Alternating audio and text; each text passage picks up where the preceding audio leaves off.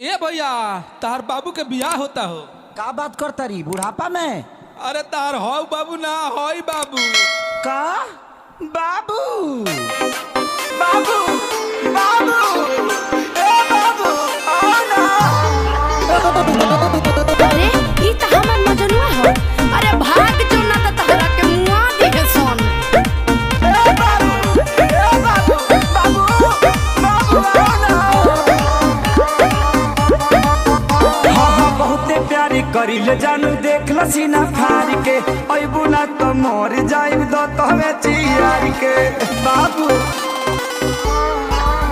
ना बहुते प्यारी करिले जानू देख लसीना फार के आवो ना तो मर जाइब दो तहवे चियार के। मेरी शादी में अड़चन लाओ ना।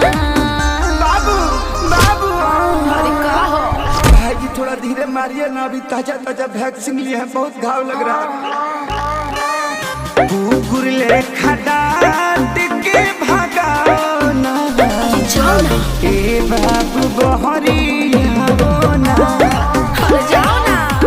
ए बाबू बहरिया ना।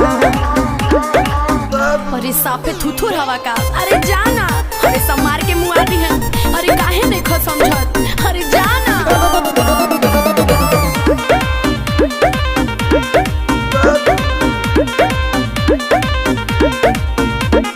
फेसबुक पर देखनी हो शादी के क्लिप के, लव के ते धो दे हली गोबर से लीप के बाबू। अरे हदे पिटौर बड़ा यार। भाग भाग भाग ना ता भाई हमर धाके लती ये दिए हैं। बड़े खिसियाई ललूर हलो गड़ धके तोहके बनाइए दिए हैं। बुझे देखो माथा मेरा गरम होना। हे बाबू आओ ना। बक भाई से अपना हूँ कवाओ ना। ए बाबू बहरिया ना। ए बाबू बहरिया ना। देखा साफे समझाओ तो नहीं हो। अब की बार हाथ गोड़ कपार सब टूट जाए। अरे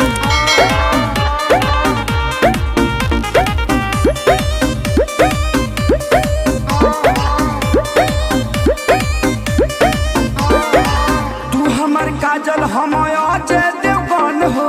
बानरिया सा दुल्हा कैसे कहिलू पसन हो। हमरे दूरी बन के मारत रस बाबू। कमी कुछ नहीं खे बस तहनी मनी तोहरा से खरिया बड़े बड़े बेरोजगार ना विवेक सुना दुल्हा नो करिया बड़े। अब समझ में आई रखे सारे विशाल घर जाओ ना। अरे जाओ। आओ ना ए बाबू आओ ना। भाई से अपना हूँ कवाओ ना। जाना। ए बाबू बहरिया ना। ए बाबू बहरिया ना। बाबू बाबू आओ ना। जाओ ना। आओ ना। जाओ ना। आओ ना। अरे मर जाइबे रे मजनुआ। भाग जो। ए पंकज जी गड़िया लेके आई ना।